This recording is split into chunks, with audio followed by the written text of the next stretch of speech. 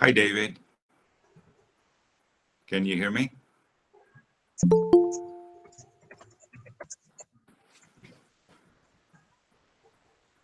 Hi. Yes. Hi, Georgios.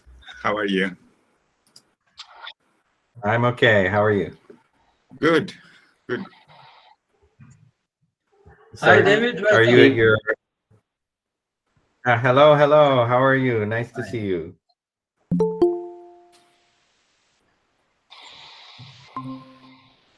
I can see you are getting this is the first... David, I can see you are getting a bit more colorful on the top.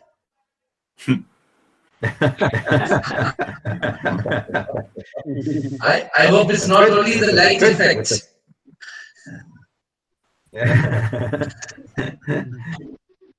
So, well, actually, there is some sun shining over from this side. Yeah, a little bit. The sun is setting. Sunset. Okay. Sunset from the window over there. Yeah. Yeah, same here. It's 6 p.m. 6 p.m. right now in Hong Kong. So is it still very wintry over there? Yeah, here in Darjeeling, they say during the Losar, the weather has to be such that the sun is not seen. It's part of the kind of religious, it's a good omen that, in fact, yesterday the Losar celebration started out here, and they were telling me till 2 days ago it was bright sun, and as the Losar started, now the sun has disappeared. So it's still very cold? It is cold. You're all... Yes, I'm still feeling a bit cold. Hi, Pius, welcome. Yeah, good evening, Father. Good evening. Good evening to all of you. Good evening. Yes. Good evening. Good evening. And hello, Peter.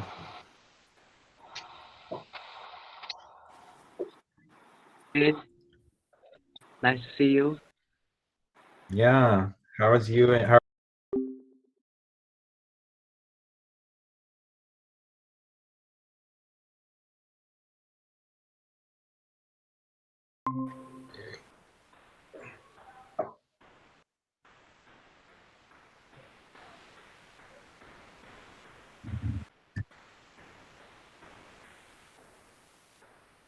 Father, the permission.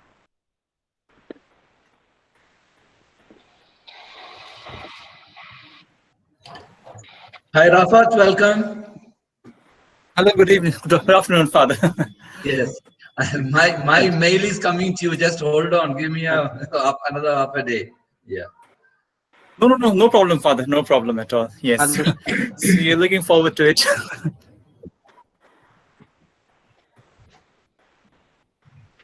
Father, shall we start? Yeah, we can.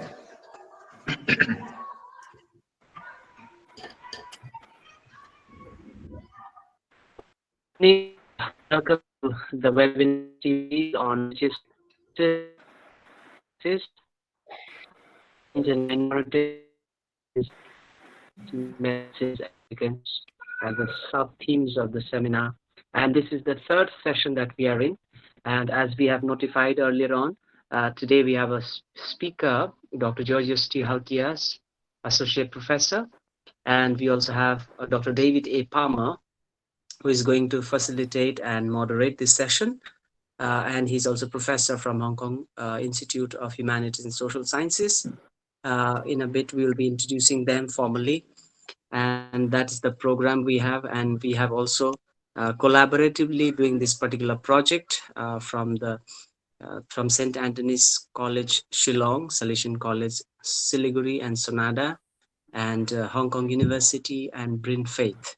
So we are collaboratively doing this project, and I would like to welcome each one of us this afternoon and this evening for those of us joined from Hong Kong to this beautiful program and beautiful platform of coming together to understand and know new things, beautiful things that we have in the series that has gone ahead of us. And today,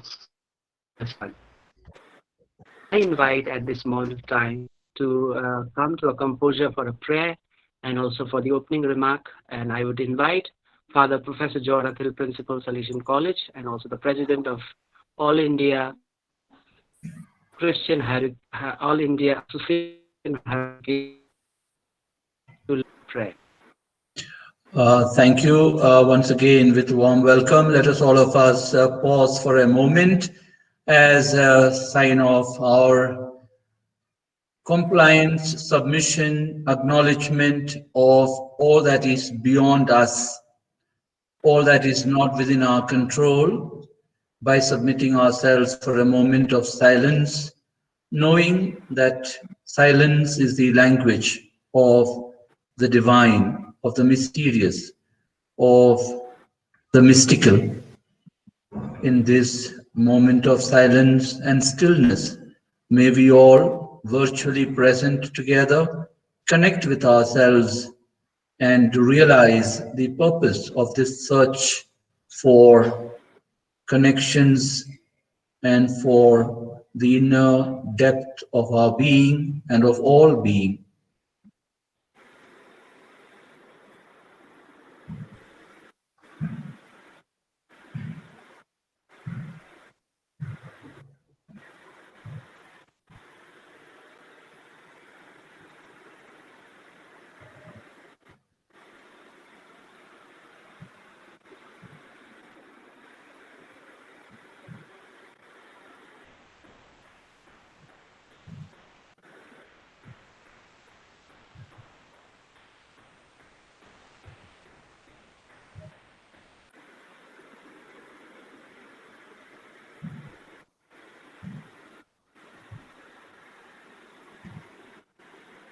Thank you.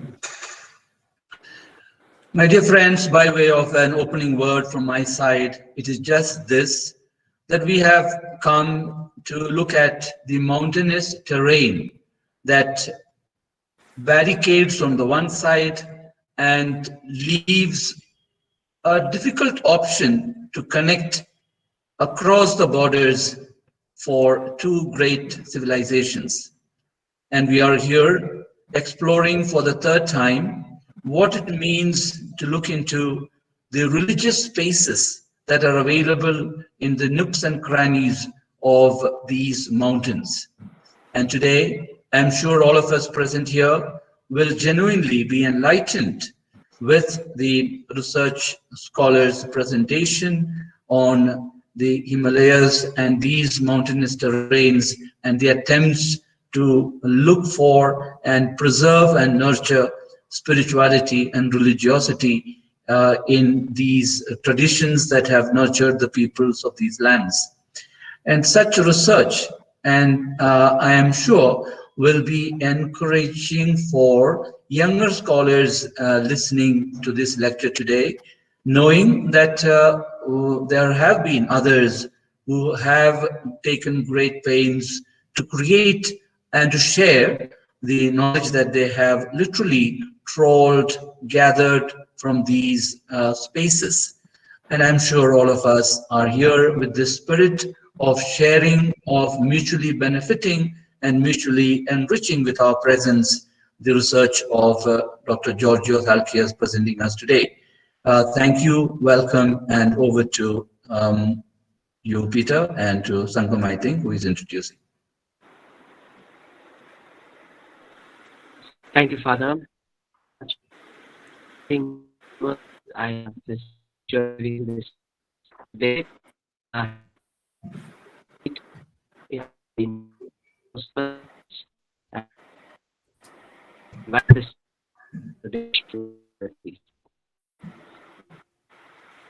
Hello, good evening, Father. Am I audible? Yes, you carry on. Good evening, Reverend Fathers, distinguished guests, scholars, and faculty members present today. So, I am Sangam Ghatani, faculty in the Department of Political Science, Salesian College, Siliguri.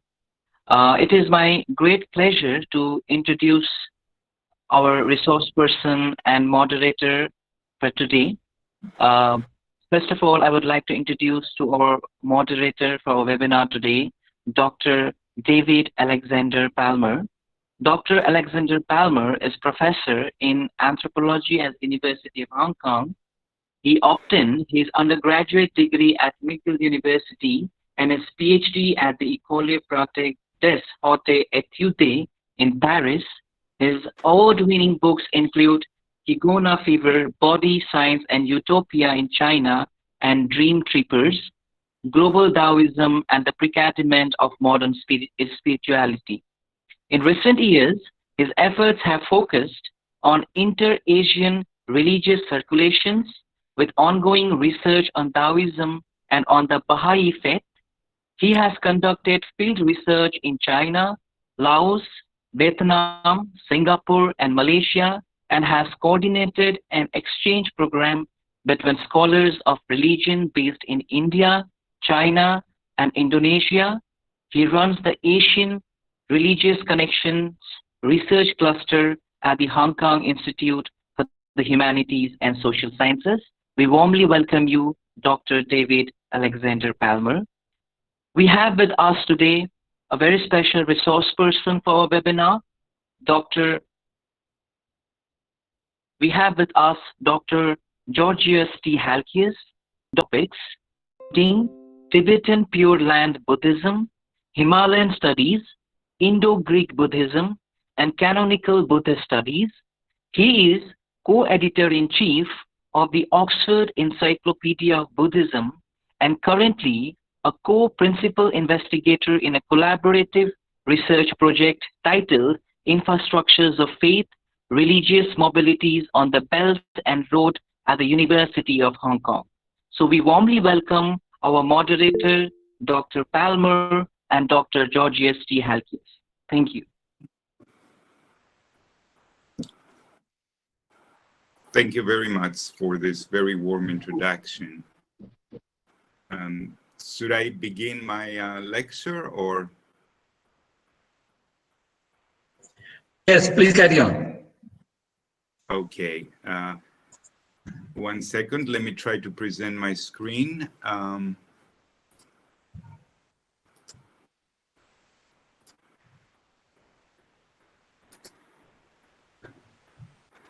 Can you all see my screen? Yes, carry on. Yes. Well, first of all, I would like to thank everyone, and especially Father George and Peter Lepsa, and all the staff at the Salesian College, and everyone who has actually organized this webinar series. And I'm very happy to be here with all of you today. And I'm going to talk about a topic that I think is familiar to maybe a lot of you. And that has to do with the idea and the notion of a terrestrial Pure Land. Now, I use the term Pure Land because in Mahayana Buddhism, it's quite common, this belief that there are these celestial paradises where after one dies can take rebirth there and continue with his or her spiritual development. So this idea now of this celestial world actually also occurs on Earth, and it's a terrestrial Pure Land. So the title of my work is to actually address this issue of terrestrial Pure Lands in hidden valleys and ecology and soteriology in Himalayan perspectives. So I'm going to try to bring those elements for you today together. I'm Georgios Chalkis from the Center of Buddhist Studies at the University of Hong Kong. So I will start my presentation with the notion of the Bayul. Now, Bayul means a hidden valley. And there's quite a lot of them in the Himalayas, literally, and not only. And this is what we're going to be examining in this talk. Now, the whole notion of a Bayul or a hidden valley in the Himalayas goes back to one person known as Padmasambhava. Padmasambhava means the lotus born, the one born of a lotus, because everything about his life is quite shrouded in extraordinary events and miracles, bordering on a mystical birth. The historical aspect of him is that he is said to have come from Odiyana. Now, most scholars would agree that Odiyana is in present-day Pakistan, although there have been also alternative voices trying to place Odiyana elsewhere. However, regardless of where actually Odiyana is situated, this is where Padmasambhava was born and came to Tibet. Now, his impact cannot be underestimated. The Tibetans affectionately call him the second Buddha, and he is a Buddha for them. So I think throughout the Himalayas, his activities, having meditated in many caves, in many areas in Sikkim, Bhutan, and the Nepalese side of the Himalayas, there are many sacred sites associated with him. Historically, he is said to have brought the Tantric teachings, the Vajrayana teachings of Buddhism to Tibet in the 8th century, during the times of the Tibetan Empire. So he's definitely a historical figure. How much we can separate history from myth, I think that's a different question altogether. Nevertheless, there is a whole section of literature called treasure literature or treasure texts, terma, which are attributed to him. Now, treasure literature in Tibetan Buddhism has much to do with revelation. So there's a whole species of texts who are actually revealed in one mode or another. Now, those texts all go back to either the Padmasambhava as the author or as someone who inspired this type of teachings. And among these various treasure texts that were discovered by his disciples centuries later, there's a specific type of literature known as guidebooks or lamyiks to those hidden lands in the Himalayas, to those Bayuls.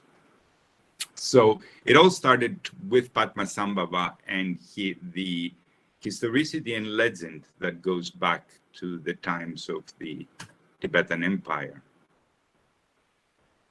Now, when it comes to many of his, assessing his impact, one thing that readily comes to mind is his prophecies.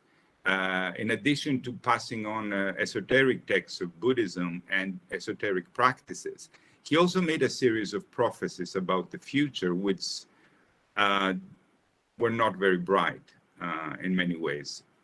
And they kind of reflect a lot of the issues that we're facing today.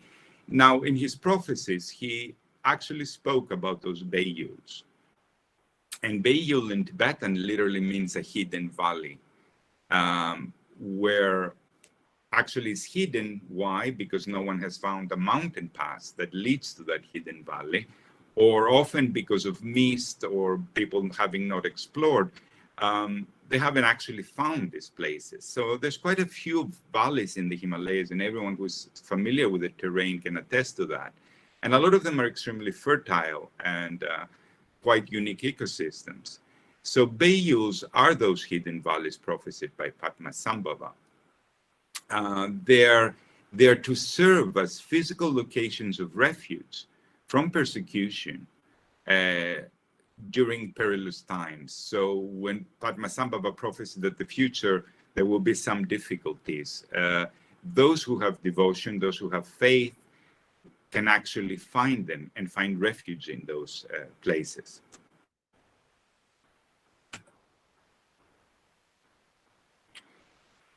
So Beiyuls are earthly paradises. They are kind of heavens on earth.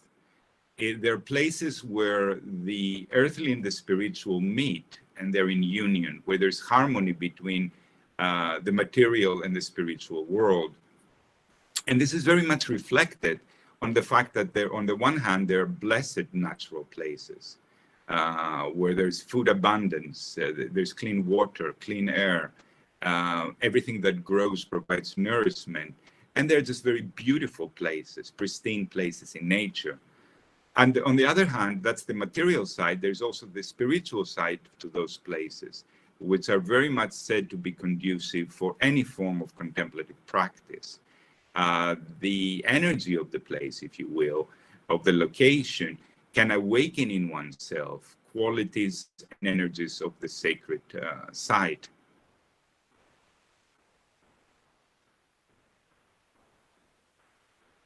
So, how many of them have been discovered so far?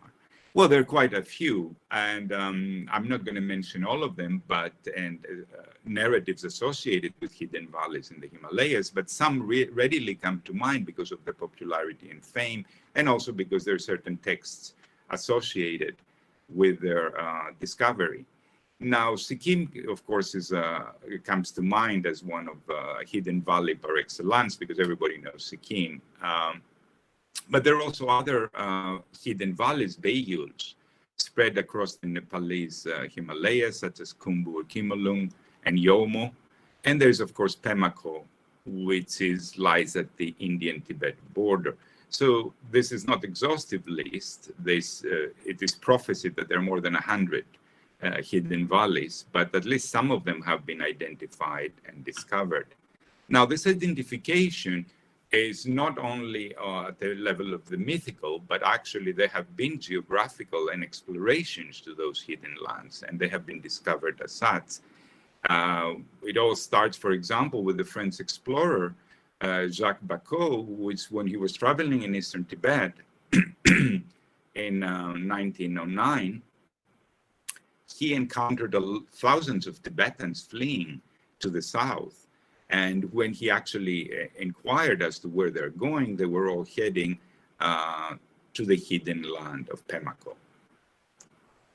So that was, and we will come back to Pemako because it is the hidden land that was explored in 1998 by Ian Baker, who is also an anthropologist and leading actually his 8th expedition with the support and funding of the National Geographic. Towards the inner side of Pemako. There have been other explorers, such as Michael Iris, the Oxford Tibetologist, who in 1975 led his own expedition to northern Nepal, where he describes finding a hidden valley called Kimolung, or the Valley of Happiness. And it is what he discovered. There was a small community of Tibetans, and there was also a temple and quite some interesting Tibetan Buddhist manuscripts. This was followed in 1978 by an American anthropologist, Johann Reinhardt, who discovered Kempalung, which will come back to a Beiyul inhabited by Sherpas near Mount Everest. So all those geographical explorations have led to a lot of popular it resonates with a lot of popular literature. And of course, if one wants to read, can read those accounts separately. Now, Bayuls have different ways of being interpreted. As we saw, maybe this is kind of background, but it has not been foreign to our notion of a utopian land on earth, a paradise on earth, where there is no strife and where one can feel a sense of peace and security. Now, the term Shangri-La has entered our vocabulary and is very much associated with that, literally a paradise on earth. And it goes all back to James Hilton, which of course was drawing from a lot of those exploration reports and also from previous literature when he published his novel in 1933, describing this ideal place where a group of Westerners got stranded and found out about the secrets of Shangri-La, where someone does not get old, where someone does not get sick, and where everything that one needs is there in abundance. The novel was definitely a blockbuster and a success. Now, if we look at the date and the times, it's war was erupting in Europe, so even more so, it was pertinent to come up with this theme. It was made into a film in 1937 by Frank Capra, and that was also very popular. Only later to be remade in a color version. So this is an interesting film because, of course, it brought to the mass population, to the awareness of mass population, the idea of Shangri-La, which, of course, is not an invention necessarily of James Hilton, because Shangri-La literally means in Tibetan the hidden mountain pass. And basically, that's what you have. You have hidden mountain passes that lead to certain valleys. So certainly he's drawing from indigenous Himalayan and Tibetan legends. And the Bayul concept, again, is not only pertains to the Himalayan people and the culturally Tibetan regions. We also have our own versions in the West and in the East of an earthly Garden of Eden. There have been theologians and Christian practitioners over the years trying actually to identify and find the location of the Garden of Eden on earth. Now, of course, it is said that it got lost during the flood, but it never stopped inciting the imagination and the curiosity of religious people and literary people making references to it, including painters, like the painting we see here, the famous painting by Thomas Cole that shows the expulsion of Adam and Eve from the Garden of Eden, basically leaving the Bayul, this protected area of abundance. And Thomas Cole remarked concerning this painting, we are still in Eden. The wall that shuts us out of the garden is our own ignorance and folly. So you can see that the interpretation of Eden from an earthly garden became actually a place where it's always there as long as one is in the presence of God. I'm sorry, can you all hear me okay? Because I cannot see anything other than my PowerPoint. So Yes, doctor, we are okay, here audible. good. I'm sorry to interrupt. It's a little bit lonely because I'm basically looking at my PowerPoint and I don't have visual contact with anyone, but afterwards I'm sure I can see you all. Okay, so this is the notion then of the Garden of Eden is very much close to the idea of Bayul, and it's tied with a lot of religious meaning. Now, the Tibetan Bayul is a pristine physical place. It conjures up the idea of this fertile land where one can grow a large variety of fruits and crops and medicinal herbs. So, for example, we read in texts referring to the Bayul Sikkim that there are 105 different kinds of fruits and 360 types of edible plants that grow. So those are places of refuge during times of social and political upheaval. That's how Padmasambhava prophesied and said these Bayuls will open, people will discover them when they need them most. And as I said, there are also places of conducive to spiritual realization and practice.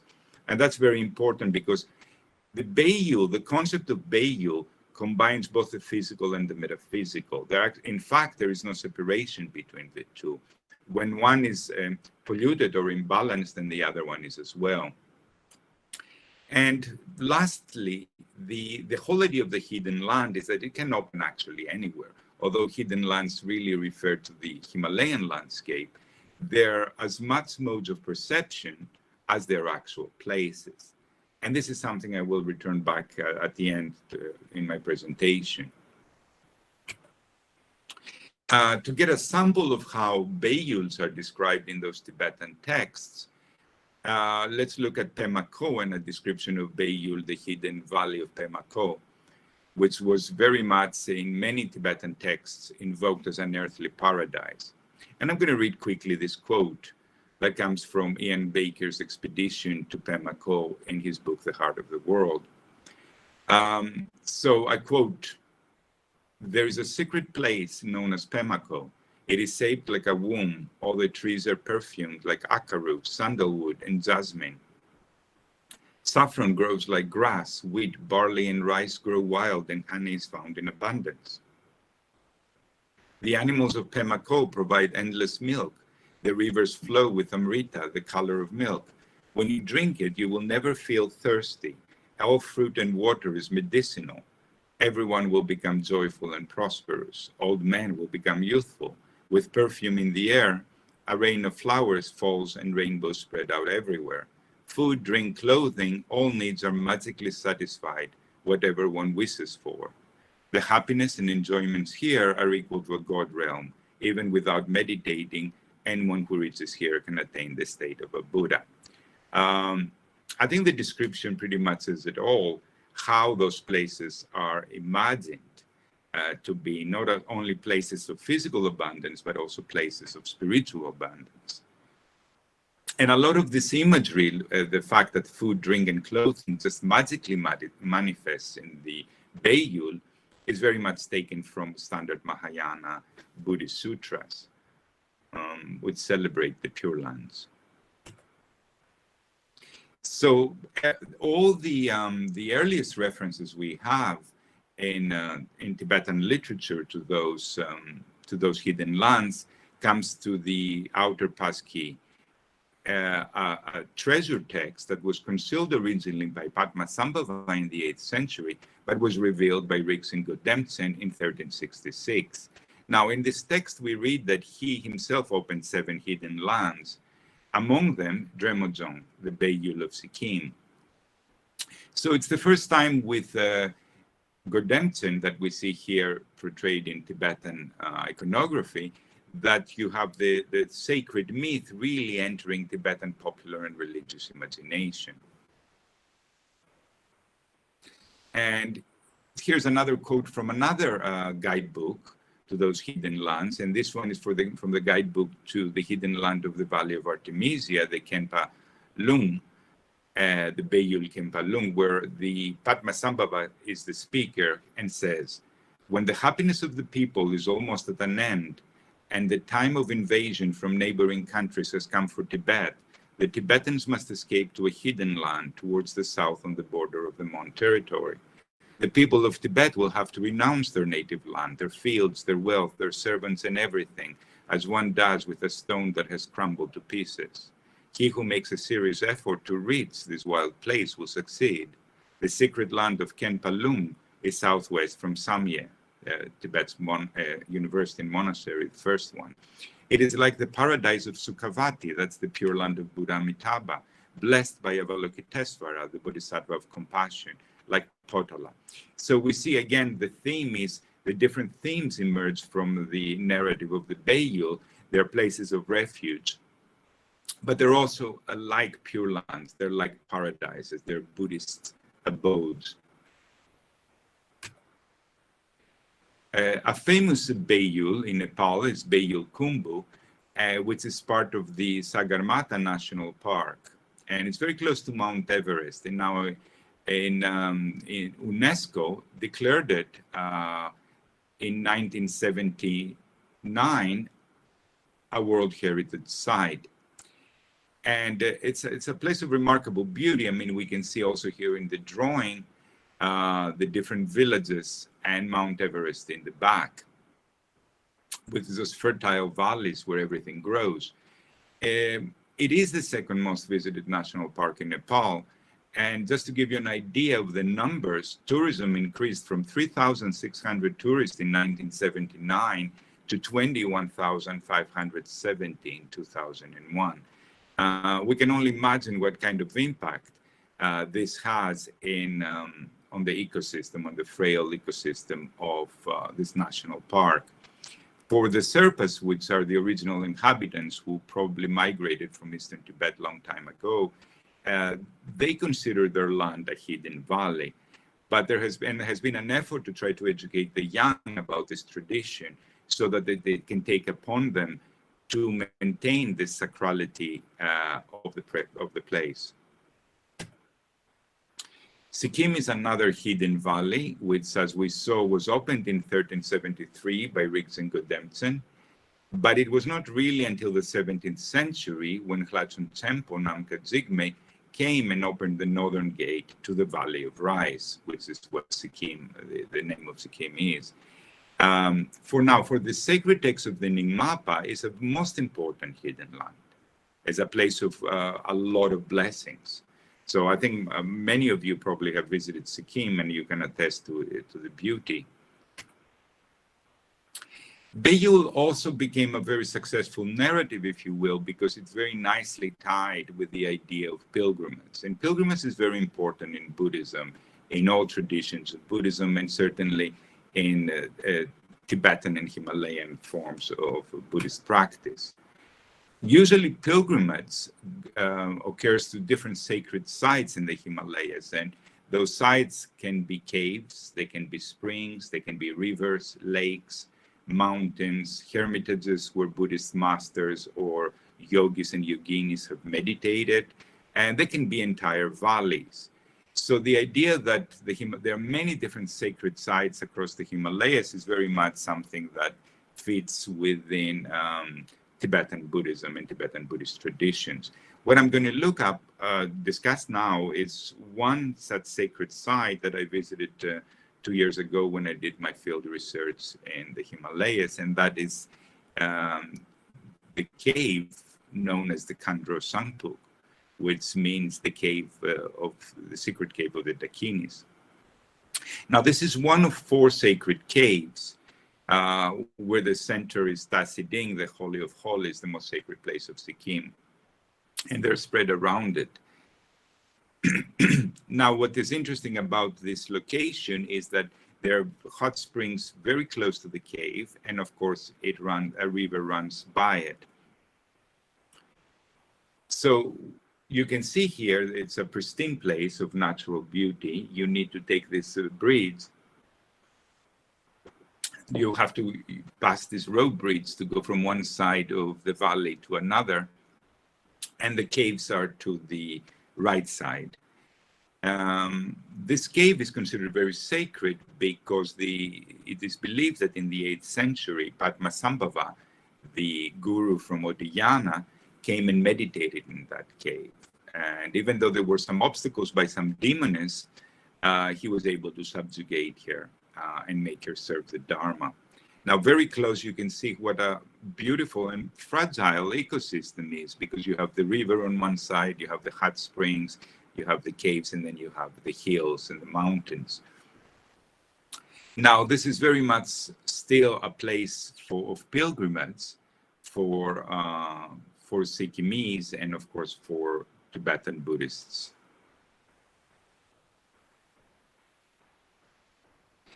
Pilgrimage in Buddhism is very important and usually discussed on 3 different levels. There is the outer form of pilgrimage, there is the inner form of pilgrimage, and then there's the secret form of pilgrimage.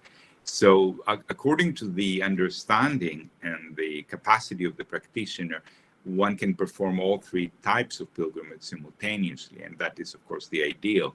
The outer pilgrimage very much ties with the external landscape of a physical body actually moving in physical space and its relation to the natural landscape, to the elements.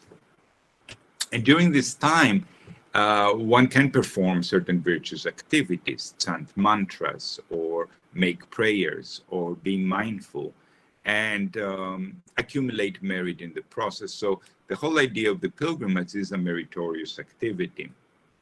It can also help purify mental obscurations and conflicting emotions just by the very fact of being in nature, being in silence, as Father George said earlier, and being able to connect with something greater than our ordinary mental chatter. And ultimately, it depends how one engages with it. It can definitely deepen one's faith along the path to reach the pilgrimage site, and also during the process where one can develop one's contemplative practice. So this kind of summarizes the outer side of the pilgrimage. But for those who are initiated or who definitely are familiar with more esoteric types of meditations and texts, then we can easily speak of a different type of pilgrimage, the inner pilgrimage. The inner pilgrimage, as the title suggests, has very much to do with the internal landscape. The internal landscape, both in nature and inside ourselves, our own mind's contents. And probably some of you might be familiar with those diagrams here of the human body, and within it a different subtle body comprising of chakras, channels, and energy wings that traverse the physical body. Now, this is also known as the inner body, the inner subtle body in Tantric Buddhism. And practices related to this type of meditation have very much as purpose to connect the microcosm with the macrocosm, the small world of our own physical existence, to the larger world that surrounds us. And to find, not just to connect, but to see the resonance between the practitioner's inner body, subtle body, and the environment. And to come to a greater understanding of the interdependence on how our environment and the landscape really affects us, not just on an external physical level, but also on an internal, in the sense of what kind of emotions it brings up, and so on and so forth. Now, of course, this is an old idea of inner pilgrimages and goes back to this Brahmanical and Hindu idea of sacred power places that we find them reiterated in Indian tantric literature as well. Sacred rivers, divine abodes, charnel grounds, and so on and so forth. So expressions like as above, so below, as external, so internal, very much resonate within this scheme of inner pilgrimage, and whose purpose really is to resolve this duality between ourself and the world. Then there is the secret kind of pilgrimage. And here the secret landscape is really mind's awakening, is where the mind becomes enlightened. So the pilgrimage site becomes a symbol for the mind's site of awakening, and the path towards that site, that holy site, that sacred site, is the path of training towards awakening. So it all becomes very much symbolic or metaphorical of something much greater that the pilgrimage represents, is to reach that kind of understanding that is beyond this duality of outer and inner, self and other. In more doctrinal terms, in Buddhism, this is understood as the union of empty appearances and luminous awareness, which is the state of realizing that everything that appears is empty of inherent existence. It is a dependent arising process. And the awareness that becomes aware of it is luminous by that very understanding of the emptiness of self and phenomena. But that will bring us more into a theological understanding of the Buddhist notion of pilgrimage. Now, pilgrimage might not always be as spiritual as we might think. For example, it's quite remarkable that over the last decade or so, you have the erection of all these new spiritual theme parks in Sikkim. And basically dominated by two major religious traditions, Hinduism and Tibetan Vajrayana form of Buddhism. So you have Shiva on the one side, then you have Padmasambhava, the second Buddha of the Himalayas, on the other side.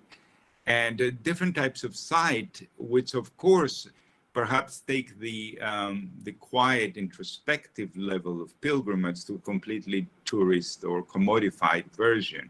Now, although there might be nothing wrong with the basic idea of people going to pilgrimage in those spiritual theme parks, it really perhaps loses the essence of what the pilgrimage is for. I mean, my experience visiting those sites when I was doing field research is that most people just go to have a good time and take some selfies and have some picnic, and not much associated. Or the other side of that is having loads of bus tourists, with tourists arriving with buses in those areas. My experience trying to get to that glass bridge here of Avalokitesvara, the forearmed Avalokitesvara site near Pelling in Sikkim, was being stuck for over an hour on a small dirt road with a lot of noise pollution, jeeps lining up trying to get to the site. There being, of course, no infrastructure to accommodate a double traffic, people coming and people going. And with all the pollution of the gas engines and the noise. And so I was wondering to myself, even if I had the intention of going to that place with the mindset of a pilgrim, it doesn't seem that the external environment was really conducive. And of course, this is something we see in Sikkim and perhaps other Himalayan regions, this growth. And of course, with it comes pollution, comes pollution of the resources, a lot of garbage that the tourists leave behind, and so on and so forth. So one wonders what happened to the Bayou Sikkim, and if it carries on as portraying itself as the sacred place and commodifying this notion, what the future would be to the ecosystem, to the frail ecosystem. Which really brings me to the heart of my presentation, and how the notion I wanted to speak about, how the narrative of Bayou very much ties to the enhancing our ecological awareness, and not only, perhaps even finding ways to act upon it in more constructive ways other than complaining or realizing the destruction around us. There's some ideas that resonate very much with the idea of the Bayou. So for example, in Bhutan, you have some mountain peaks that are closed in the spring and summer to honor the protector deities that are said to reside on those mountain peaks. Now, very nicely, those closures really coincide with peak periods of plant growth and essentially contribute to the conservation and biodiversity of those areas. Of course, here the motivation is ultimately religious, it's not spiritual, rather than ecological, and yet we can see how those kind of traditional beliefs of the Himalayan people really are supportive of ecological movements. And this whole notion of respect to nature and seeing the sacred in nature. Elsewhere, we see other kinds of interesting Buddhist initiatives, such as the one in Thailand that took place in 1990 with Prakru Pitak and perhaps other Buddhist nations, where he sponsored a tree and ordained it. And then he started doing that the following year to the surrounding forest. And the symbolic act of ordaining a tree, of making it a Buddhist monk or a nun, making it part of the Sangha, basically brings it to the local people the awareness that this is something that needs to be protected. The forest area is actually sacred, it's part of the Buddha's body. So we see this kind of Buddhist ecological movements that seem to have some effect at the very grassroots level. But if we go elsewhere, again with the idea of spiritual beliefs and how those can really affect the way we relate to our natural environment, then we must look at New Zealand, which is probably the first country that gave to a river the legal status as a person. And it was really a victory for the Maori chiefs and the tribal people who understood the dependence on the natural environment and on the river, that in March 2017, the New Zealand Parliament passed legislation declaring that the river Te Awa Tupua and all its physical and metaphysical elements is an indivisible living whole and henceforth possesses all the rights, powers, duties, and liabilities of a legal person. So this is definitely a triumph in the ecological movement and the recognition that actually nature is not just something that for us to exploit or for us to use or created for us to service us, but rather nature is a living entity. And as a living entity, it has its own legal rights. So the river is a living being. So that was quite an interesting move that echoed in other countries as well and closer to home. Just a few weeks later, in March 2017, the High Court of Uttarakhand in India ruled that the Ganges and Yamuna rivers and the glaciers from which they originate, the Gangotri and Yamunotri glaciers, as well as all the forest around it, that it enjoys legal rights. Now, of course, this sounds like a novel idea, and the question that comes to mind is how are those legal rights going to be defended? Who is going to actually defend those legal rights? And what are the consequences of someone who actually violates them? Well, I think this question is quite pertinent in light of the recent disaster of this devastating flash flood in the Indian's northern state, where a glacier, due to climate change, detached itself and joined the stream. As a result, many people died and a lot of property was damaged. According to the BBC News report that I quote here on February 11th, at least 32 people have died because of this. The fact that there was a hydroelectric dump there, where it stopped the natural flow of the water, of course, that did not help in preventing the damage that followed. We must bear in mind that there are some 10,000 glaciers in the Indian Himalayas, and Uttarakhand itself has about 1,500 glaciers, which a lot of them are receding due to warming climate. And quoting here Dr. Sain, the BBC says, if something as uncommon as what happened on Sunday even occurs in 10% of our glaciers, the danger to life and property is immense. So this is kind of a dire warning and certainly doesn't look very bright. Following this, there have been other reports which also deserve our attention and are quite alarming as far as the future of the Himalayas goes. The research finds of the International Center of Integrated Mountain Development stated that at least a third of the Himalayan ice cap will melt by the end of the century due to climate change. A report released earlier this month by the Hindu Kush Himalayan Assessment warns that rising temperatures in the Himalayas could lead to mass population displacements as well as catastrophic food and water insecurity. Now, you might say, well, that's fine, but that's happening all over the world.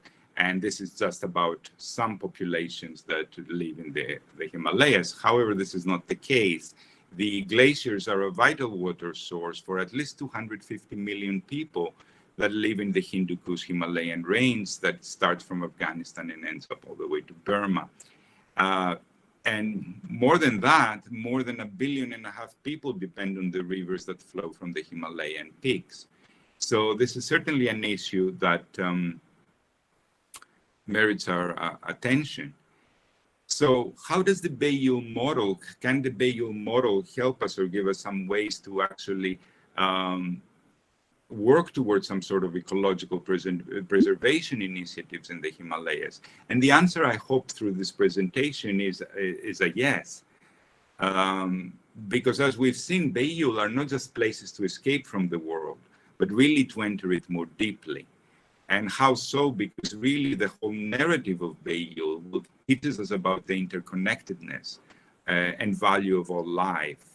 It shows us how we're all the sacred and the physical come together, and you can't really have the one without the other. If you damage the one, you're damaging the other as well.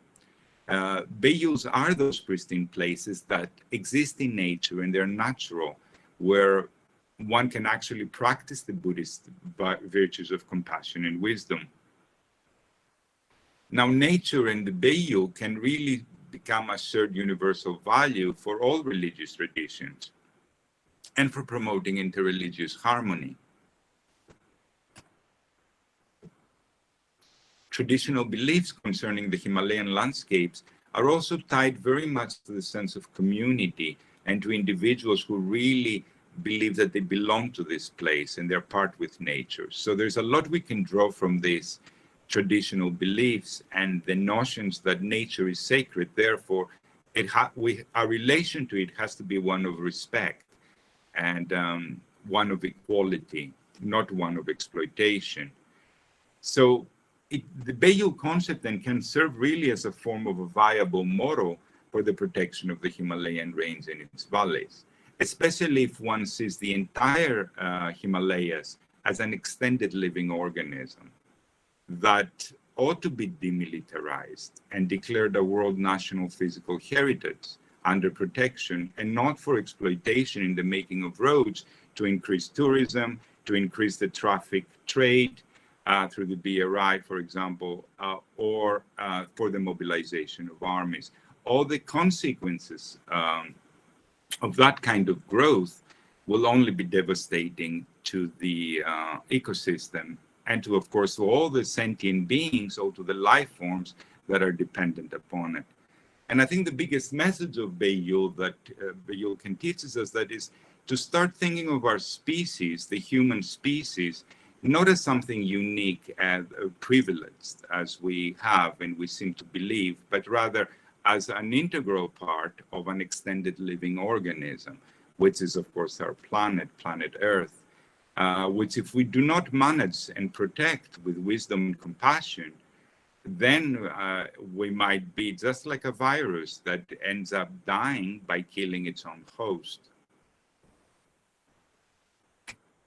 And I would like to end with a quote by Albert Einstein, who wrote in 1950 that the presumption that humans are separate from nature is an optical delusion of consciousness and something of a cultural prison. Our task must be to free ourselves from this prison, he wrote, by widening our circles of compassion to embrace all living creatures and the whole of nature in its beauty. So with this quote, I'll end up my my PowerPoint and look forward to seeing you digitally, because so far I've just been looking at my PowerPoint presentation. Thank you very much.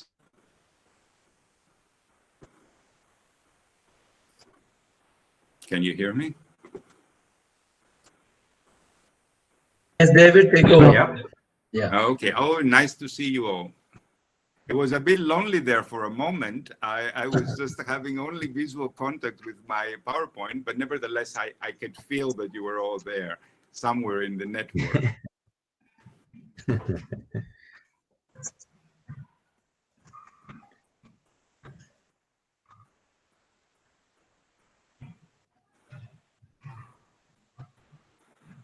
So was it my turn to say something as moderator? Is that the procedure? Yes, David. And after that, we could take up questions that could come up on the screen, or if someone would like to come up. Yeah. Okay, right. Okay. So, well, I guess, I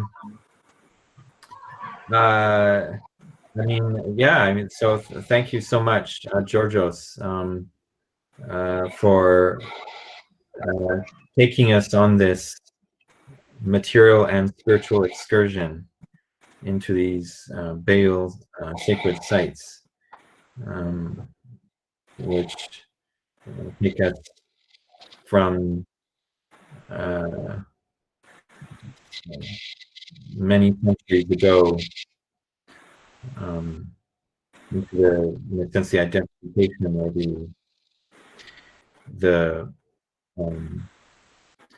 the sealing of these sites, these sacred Bayou sites, and their subsequent revelation and rediscovery and how the meaning of these sites can still be pertinent and relevant today, far more than as a because you think, wow, you hear about these sites, and the first thing you're thinking is, yeah, where is it? I want to go. I want to see.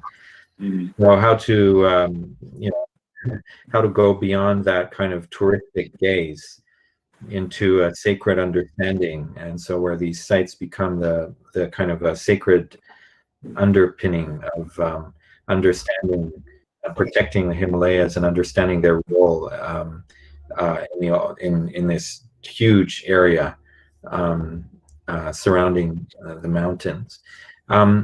So I had a question. I was actually quite curious about the correlations between the inner and outer pilgrimages and the sacred pilgrimage. So I was wondering if in these sites, given that there's the correlation between inner and outer pilgrimage, does that mean that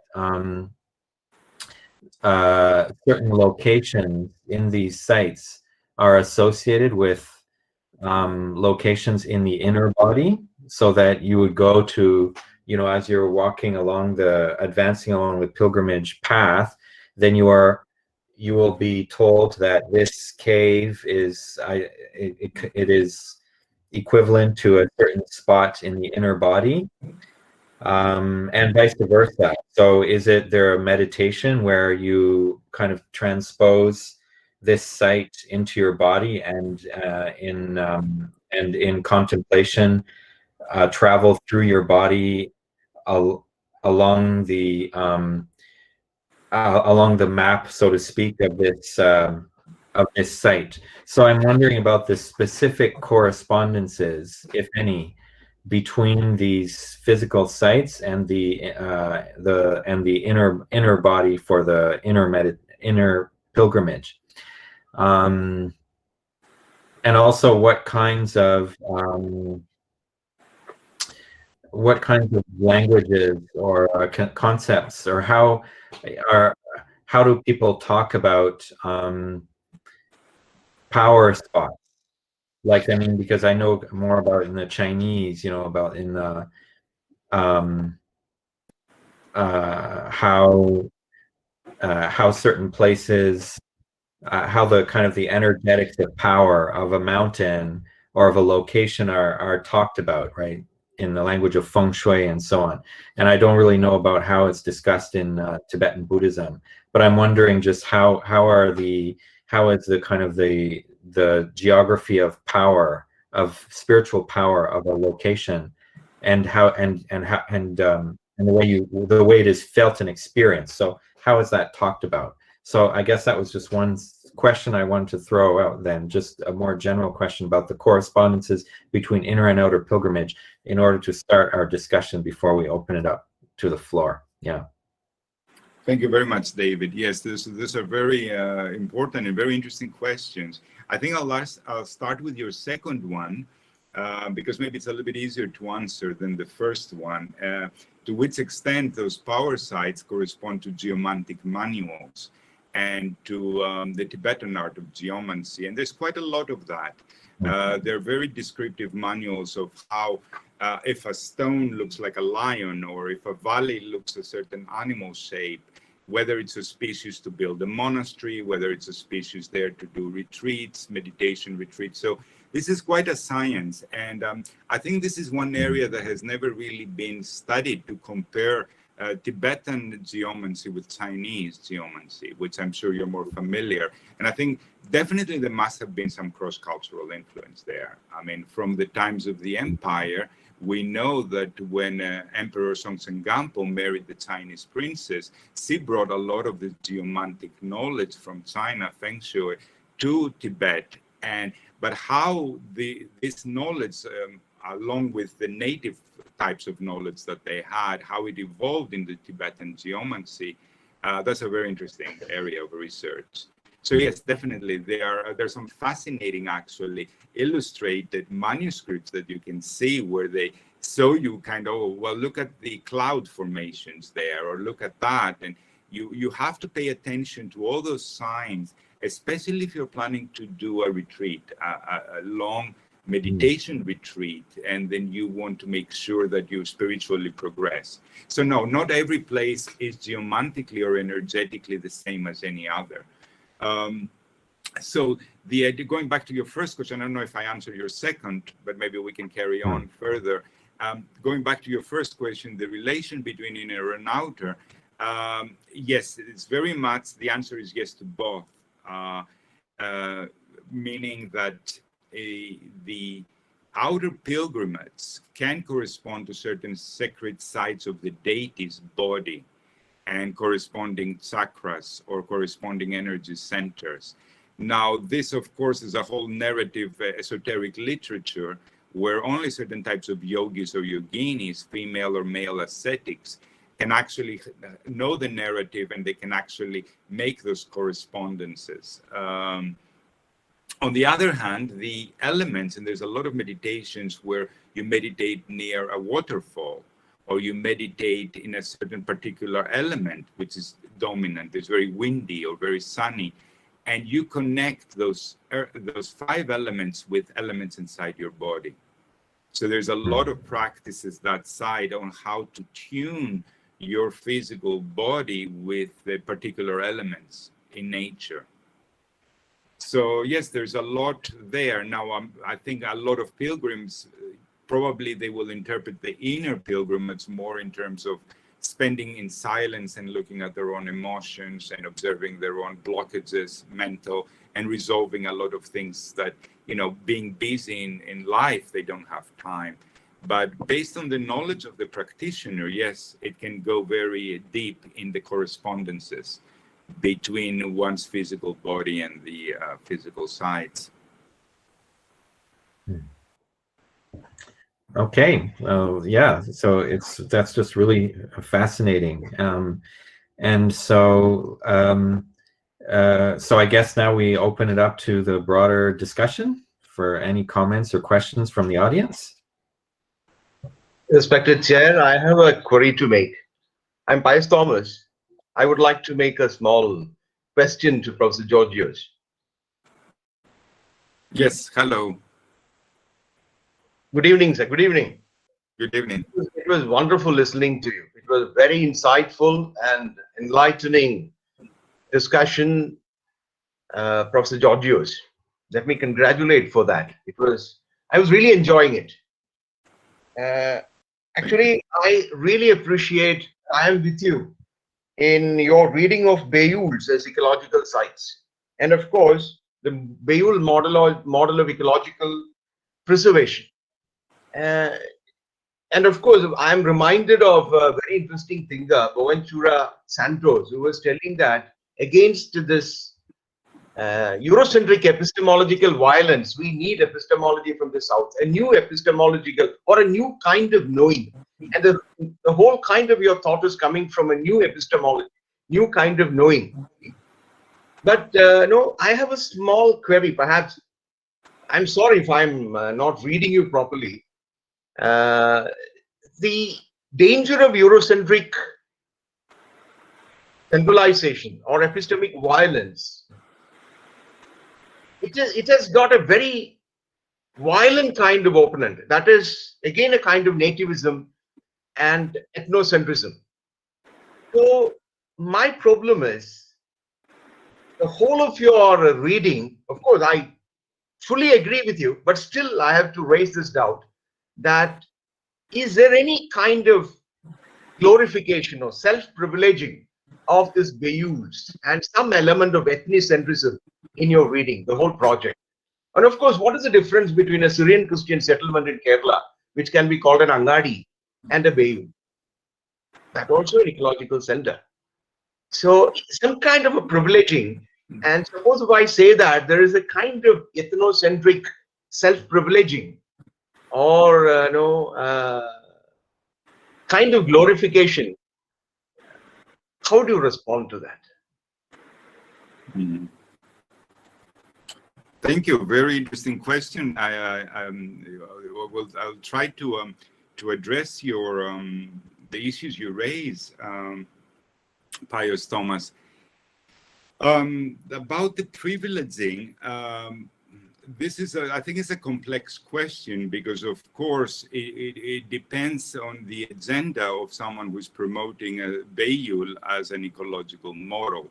I mean, I think mainly the way I wanted to get away from, let's say, the cultural bias of perhaps a particular group in the Himalayas that believes in the Bayul, and opened up the discussion more to the idea of traditional indigenous wisdom traditions that have lived with nature for a very long time, and that perhaps there's a lot of lessons and also ways to empower those communities by declaring their natural landscape as either legal entities or finding other measures to protect against the big forces of capitalism and politics, which can actually make those very fragile ecosystem, which is the Himalayas, actually cause a lot of damage to the people who live there.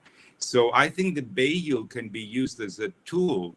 I'm not ideologically promoting any particular people or privileging any particular side, more than saying, can we use it as a tool to empower grassroots movements, as we've seen in New Zealand, for example, with the Maoris having this great successful, for me,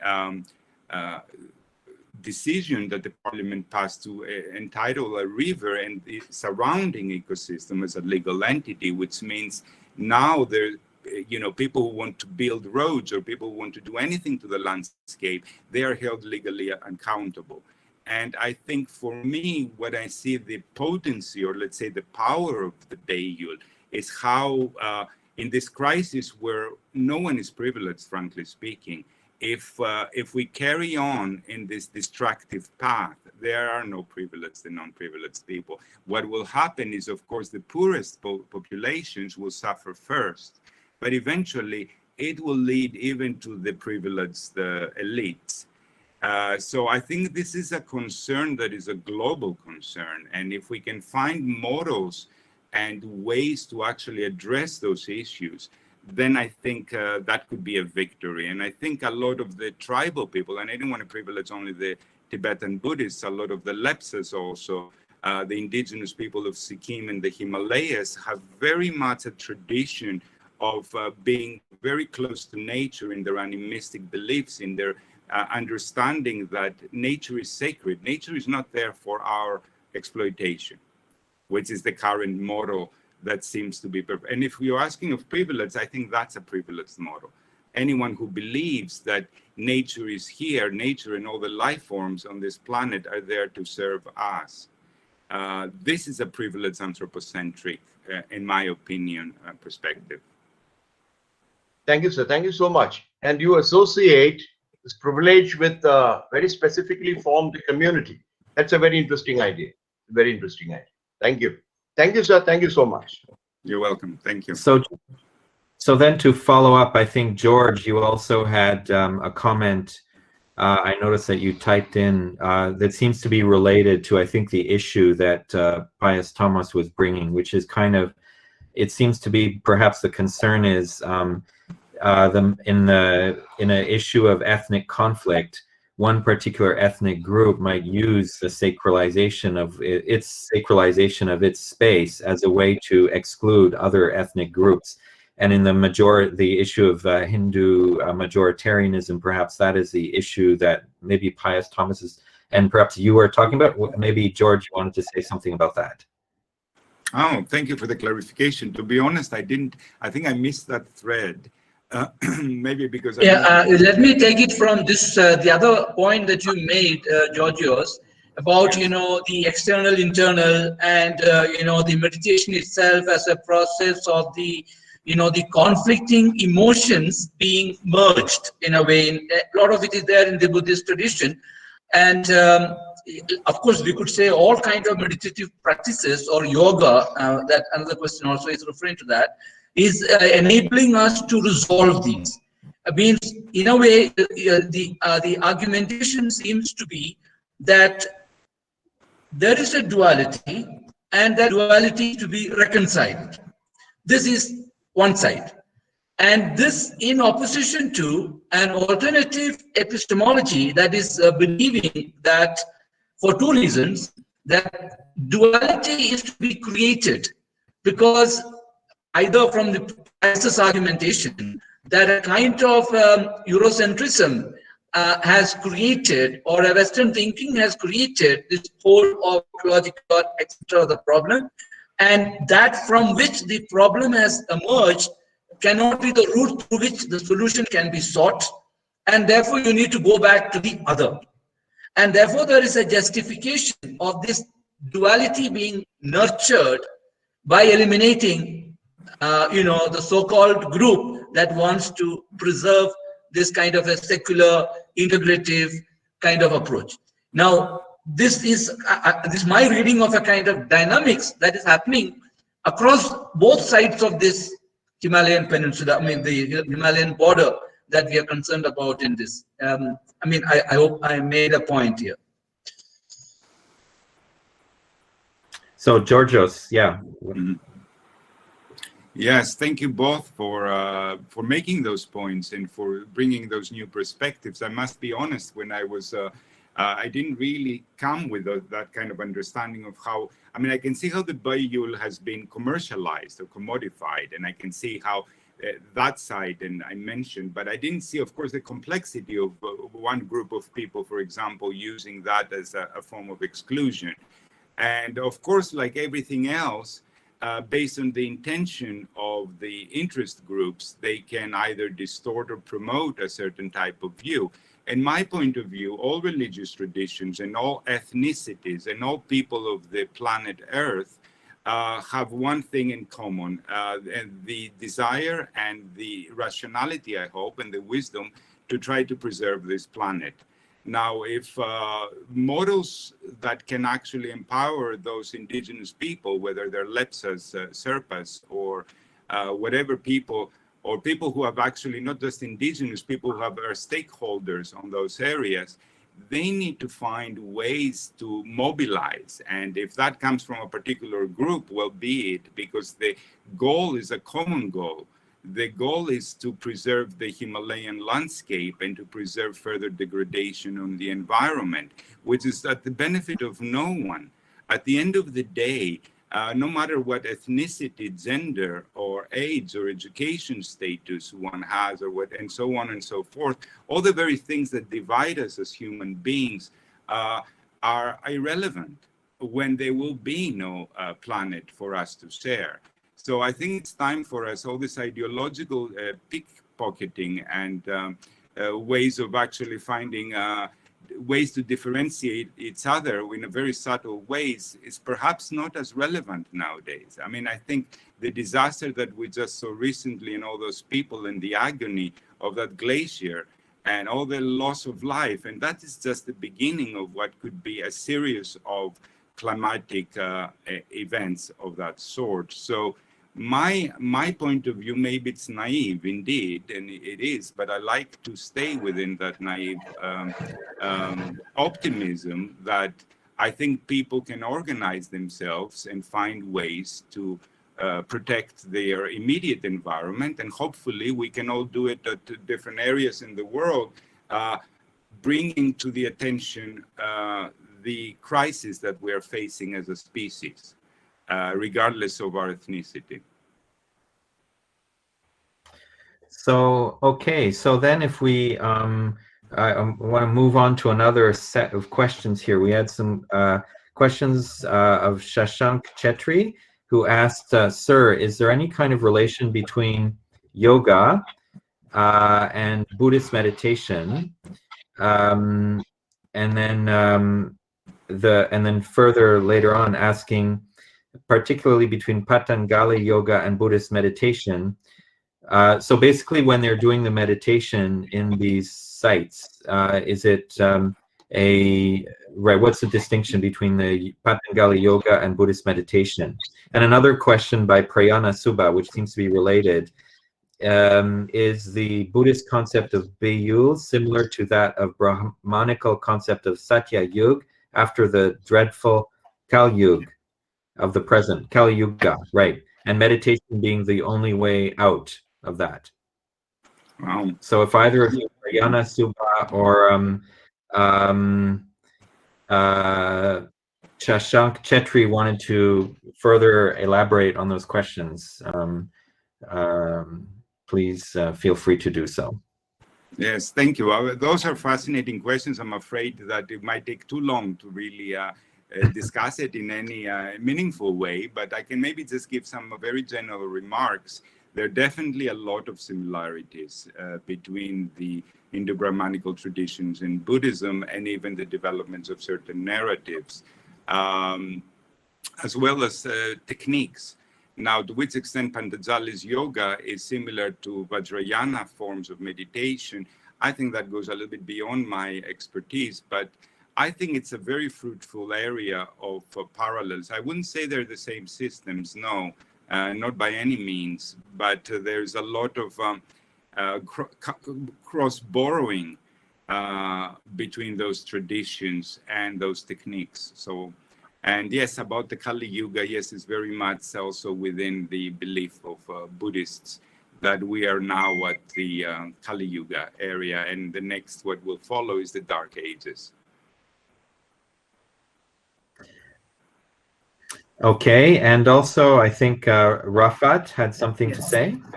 Yeah, thank you, David. In fact, this was something related to what Pius asked earlier. This is continuing the same thread of discussion there regarding the privilege in perspective about these hidden lands. I mean, first of all, let me thank Georges for a wonderful presentation. I mean, like, fascinating. I was thinking, as Pius was asking this question about privilege, isn't this the fate? And then you were talking about the Beul as a pilgrimage place as well. So that made me think, connected to this idea that isn't anything that has a potential to improve the lot of humanity, or anything with the potential, gets appropriated by a kind of an institutionalized kind of a thinking. This is what happens to pilgrimage generally.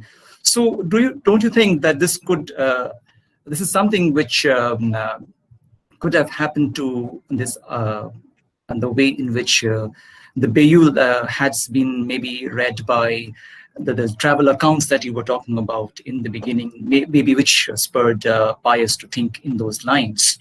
So this is one which this was an observation which I had. So there is always this kind of, the privilege, the all-seeing eye of the Western traveler, male gaze, and discovering the rest of the world, that kind of an idea. If David would allow, I have a couple of questions, in fact, rather related with that. The first is, of course, more than a question. It's an observation.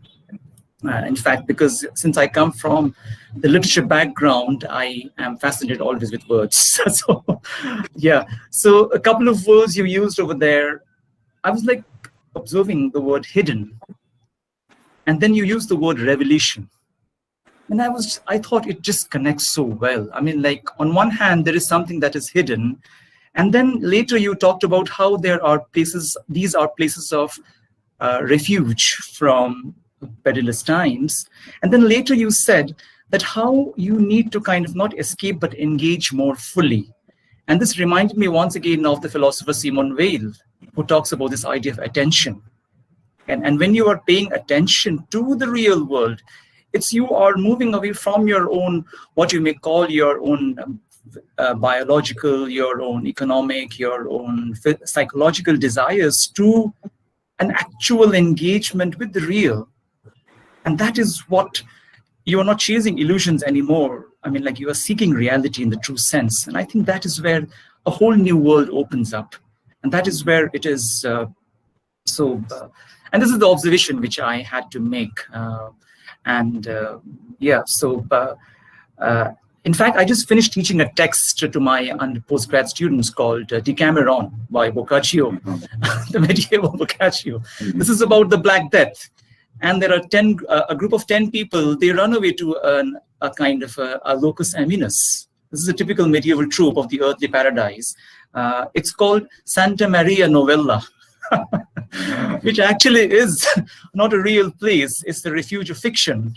So it's narrative, it's imagination. So, and then you engage with that imagination. It's your own kind of engagement with the narrative. And then there is a kind of wisdom that emerges out of it. And then you come back to real life to engage with in a more meaningful kind of a way. So I think this also brings us back to Pius's question about this kind of literary theory called geocriticism these days. Bertrand Westphal, I think he's the theorist who talks about how one needs to reconcile the real with the narrative of that real regarding geographical spaces. So I think all this fits in so well with your lectures, and I'm really thankful that, it's led me to, it's enlightened so many things for all of us. So thank you very much. Thank you very much, Rafat, for bringing up those points. Yes, I like very much the way you tied it with the metaphorical, of course, because it's both an allegory, it's both a place and it's an allegory, and it's a state of mind, and it's a way of thinking, and it's a way of realigning the way we see the world.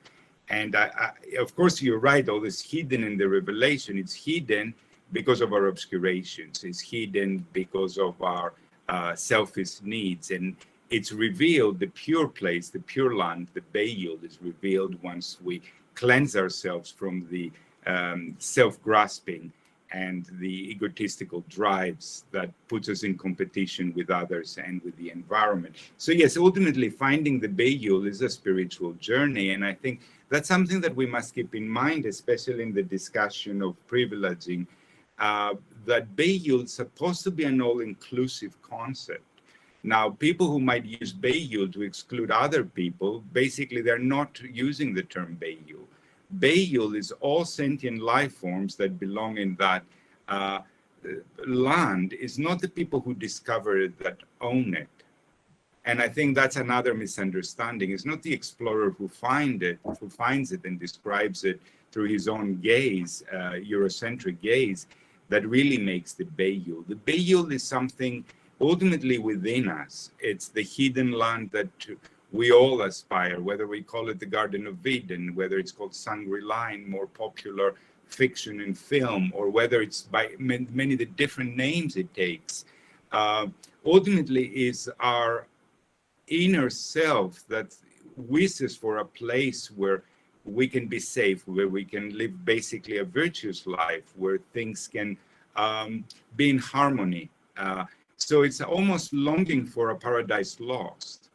And that is more of a universal drive, regardless of what religious expression it may take or literary expression it may take on the way. And I think this is what is interesting, because you're right, the metaphorical would be something that would unite everyone, regardless of their religious or ethnic background. So, there was actually, maybe just to follow up a little, just on the concept of the Bayul. So there was a question by Privat Giri, who asked, talking about Bayul or hidden valleys, one question that's poking me is, were these land and valleys really hidden? If yes, whom were these land and valleys hidden from? Very good question. Well, they were hidden, of course, they were hidden to the Tibetans. I mean, it depends from which perspective. If with the notion of Bayul, as I said, started in the 14th century, really, we find maybe there were oral traditions, but really in literature, it's in the 14th century. And it's a time of trial. It's for the Tibetans, who, of course, you had the Mongol incursions at the time. There was a lot of despair. And of course, the knowledge that indeed there are uninhabited, fertile valleys in the Himalayas where a group of people can actually find physical refuge from the hordes of the Mongols. So yes, of course, there's a historical reality behind this notion of the Bayul. But over time, it became a much more powerful metaphor. And I think, it's when it becomes... because the literal, frankly speaking, is not so interesting. It's only when it becomes figurative or metaphorical that it can engage us and address us in many more interesting ways. Whether those hidden lands, when Michael Laris thought he would discover a hidden valley, only to find out that there was a settlement of Sherpas living there already. So it was more his own discovery and saying, oh, look what I discovered. There's, a population like that. So yes, I think this is the literal side of the Bayou. And I think this is probably not where it becomes interesting to me. For me, the whole notion is in its metaphorical power and its metaphorical potency, and the way it can actually serve as a catalyst for forcing us to rethink our relationship with nature and our relationship with other sentient life forms and our relationship with plants, with our surrounding environment. And I think this is where, for me, the discussion is interesting. Of course, one can look and, discuss it on different levels, but that's not really where my interest lies. Right. So because there was a follow-up question. So what's interesting is because we're always moving between the spiritual conception of the Bayou, which transcends all distinctions, all groups, which is transcendental. But then the discussion always goes back and forth between the political. So the follow-up question was, did the discovery of Sikkim as Bayou have political implications? Well, of course. So I think you, more than anyone, you should all know better than me, being a kind of an outsider. Yes, of course it does. And of course, but I think every concept has this possibility to be interpreted and understood in different ways. I think what is sad about the Bayous, and I think what perhaps could be more interesting to reframe this question would be, how can those Himalayan areas be demilitarized, stop being politicized, and be recognized by both sides as really a World Heritage sites, just in the sense of natural heritage sites, where the well-being of millions of people, billions of people, and countless life forms depends upon. So perhaps this could be, moving the discourse. I think we all know the current discourse, and I think there is not much hope in the way it is framed. But finding new ways of reframing a current situation or a current tension or problem can help us find new ways of reframing the situation. And I think that's where Bayou, for me, intrigued me more than anything else. To bring attention to both sides. Yes, building roads, building military installations, it destroys a very frail ecosystem, which is at the benefit of no one at the end. And the thing is, one could say, well, there's the big powers to be. What can be done? It can be done at the grassroots level. So if people can actually promote either Bayou or similar concepts like Bayou, that's why I saw the Buddhist ordination of trees, for example. I think this is a grassroots level movement that had quite an ecological impact. And people could do it from their own religious traditions, if you will, or from their own ethnic traditions, or draw from their own cultures, paradigms or models to stop this senseless destruction. So actually now building on the metaphor, kind of following up on the metaphorical. So here there was a question by Abhijit Roy. Considering the metaphorical meaning of Bayou, do you think that contemporary environmental challenges force us to have an animistic approach? Well, I wish we had an animistic approach and we maintained it so that we wouldn't reach that what we are facing today. I don't know, with our Western rationality and perhaps our certain systems of education, that we can actually go back to that form of animism. I think what needs to be done is a more rational argumentation. The idea of living organisms, rivers, not just as a river for water to wash my clothes and to drink and to irrigate, but actually a living organism. And when we start seeing ourselves as parts of a much larger living organism, then the epistemic paradigm will switch. We need a new way of seeing the world. Now, if animistic beliefs can help us, or at least can empower the animists, like Lepsas or indigenous communities who still believe, and give them the tools and say, well, you know, this is your religious right. The moment that you think this forest is a sacred site of your ancestors, yes, it should be protected, and it should be protected by appropriate legislature. So for them to maintain their current beliefs and traditions is important. For us, I think it's a little bit difficult with our level of education to start thinking in animistic terms, but we can definitely think in terms of interdependence and knowing very well that a virus who kills its host will kill itself. And if this is our paradigm right now, this world paradigm, then I think the future is very predictable. I don't think it should surprise us what we will be facing if we don't change our way of thinking. So let us use these Bayul and similar notions of sacred of sacred geography to vaccinate the earth against the parasitical kinds of behaviors of human beings. Yes. I think, is this the time to finish, George? I think so. I think we have reached out. Respected Chair, I have a small question to ask. Shall Yes. I get time? Otherwise, I won't. I won't disturb the time. Okay. I just want to ask a small question. Dr. Pius, please go ahead because you are a co-organizer of this event. You have Yeah. Thank you so much. Thank you so much for the privilege. Yeah, thank you so much, Professor Georgios, for a very insightful talk. It was with so many interesting dimensions. I thank you. And I just want to ask, this question is to Professor David Palmer, because in your talk 3 months ago, you were discussing about the knowledge through the body and through the landscape. See, the concept of Bayul, would you like to connect these two and say a few words? Or the inner pilgrimage and the knowledge of the body. I'll be able to connect to both of your talk. It'd be very interesting for me. Suppose if I'm asking a wrong question, sorry. Okay, if I could then maybe just add something that I was just reading,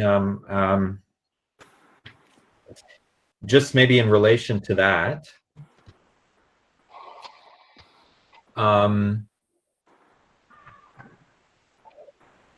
In relation to that, just so adding a little bit more, but maybe it could be connected to all of this. I was actually just reading just the other day, yesterday, about in some medieval Catholic theology, and it was talking about the spiritual body. And this was a study, it's a study by a French anthropologist of the notions, the conceptions of personhood in medieval Europe. And so, well, maybe you know better than me, but I learned about so the idea of spiritualizing the body, which could be understood in different ways.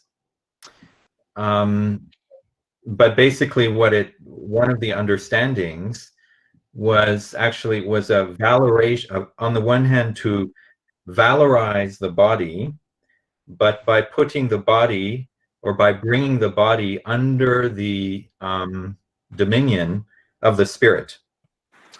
So by bringing the body under the dominion of the spirit, the body becomes spiritualized. But the body is still a body, right? The body is still a body, but then the body is transformed by the spiritualization. And I thought this was a very interesting idea, because it just has nothing to do with what in the modern Western thought of the highly dualistic modern Western thinking. So this was, I was quite surprised that in Western culture, we actually had, in fact, I learned about, there was a strong tendency in medieval Europe of anti-dualism. So that was quite interesting for me. And so then to bring this back to this idea of thinking through the body and thinking through the land, I think that there can be some connections there.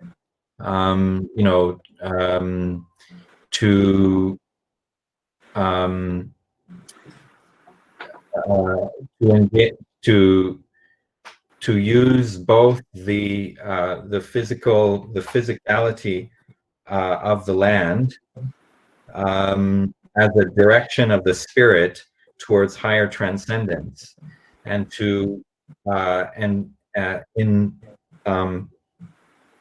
in conjunction with, in resonance with that work within the body itself. So I think, yeah, I think I think what George was saying certainly connects with what I was saying earlier. And I guess what I just wanted to add today was I was really interested to find in the Catholic tradition, medieval Catholic tradition, some ideas that could be related to that in some way. Thank you. Thank you. Thank you.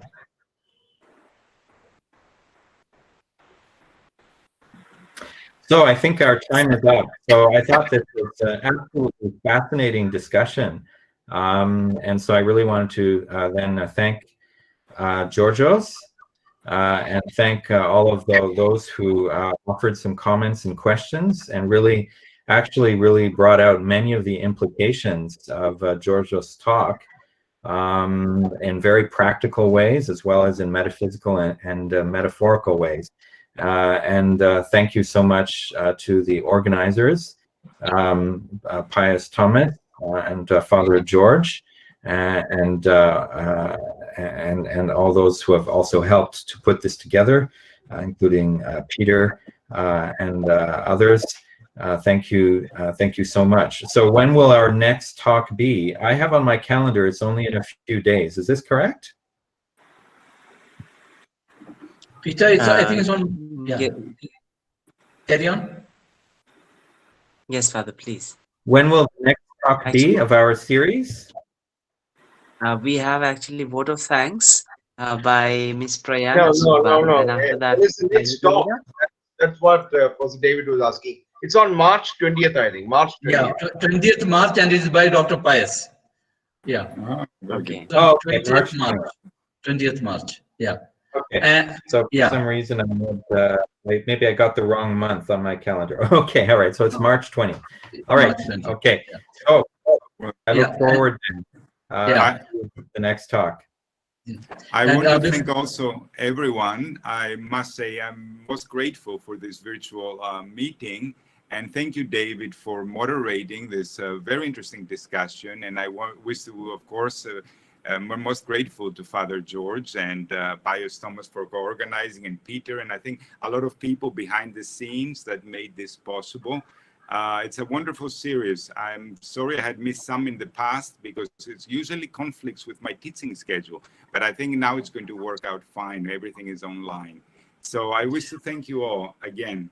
Yeah, and before the last official word of thanks from my side too, we missed the St. Anthony's College. This is a joint venture by St. Anthony's College Shillong and Salesian College. In fact, the real in-presence international seminar in preparation for which these series are being held will take place in Shillong sometime in end of this year or in 2022. So they are having their NAC accreditation going on. That's why in this session, from there, they couldn't be participating. But we have from Northeast Dr. Pius, and we have also Yadavpur University as our collaborator with Dr. Rafat Ali being with us. So thanks. And me too, as a last word, I think, it's a beautiful way of bringing together the physical and the spiritual happening inside, and also happening outside. So there is on the one side the merger of the pilgrimage as a physical journey, and having to contest and preserve its space amidst commodification of sacred spaces. So pilgrimage becoming at the best sacred tourism or spiritual tourism, and on the other side this bringing the tradition back to the forefront of the contemporaneous, of realizing that the monasteries, whether they were of the Catholic tradition of the medieval ages or the Buddhist monasteries on the mountaintops, were an attempt to merge this inner search and the external space as conducive for this inner journey. Thank you. Thank you.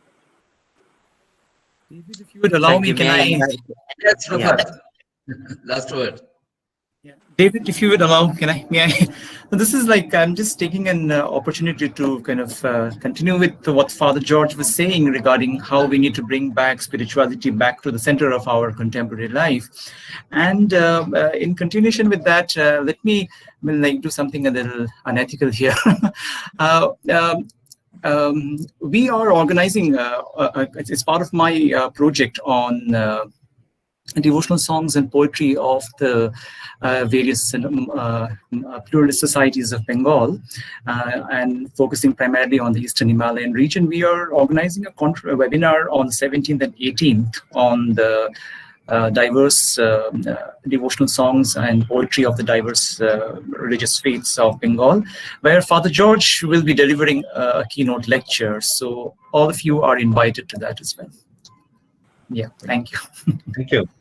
Thank Do you. send us some Thank you. material on our WhatsApp. Thank you so much. Yes, I will do that. Thank you. Yes, sir. Thank you. So I think we have come to the very fag end, and may I invite now Ms. Prayana Subba, Assistant Professor, Department of History, Salesian College, Sonada, to propose the vote of thanks. Thank you so much, sir. Hello, everyone. This is Prayana Subba, Assistant Professor in the Department of History, Salesian College, Sonada. First of all, I would like to express my honest privilege of being part of this webinar series and having the opportunity to propose a vote of thanks. It is the great effort and the faith that has remained in the organizing team throughout the lockdown that made the series possible.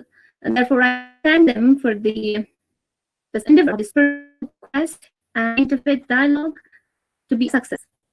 Secondly, on behalf of the organizing team, I would like to express my heartfelt gratitude to Dr. David Palmer for moderating today's event in the absence of Dr. for the acceptance of this proposal. Next, I would like to thank the resource person for Dr. George, for this enriching lecture. I believe the spirit of the webinar was right to a different approach, connecting to the religious practices across the Himalayas. There has been a broader understanding with the concept of the Hidden Valley and soteriological perspective. Thank you so much, sir, for one more window towards our quest. Also, I actually thank Father Siddharth, Principal of Salesian College, Sonada and campus, for the beginning prayers and the insightful thought that he has put forward. I must also thank Mr. Sangam Khatani, Assistant Professor, Salesian College campus, for the introduction to the speaker of the day. I so must not fail should thanks for active participation in the questionnaire session, for the better understanding of the topic, and for the patience and support for it.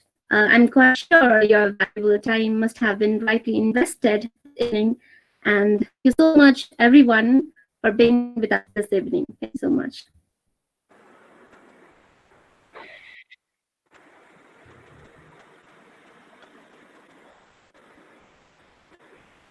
Thank you. Thank you, Dr. David. Thank you, Dr. Halkias. Thank you, everyone.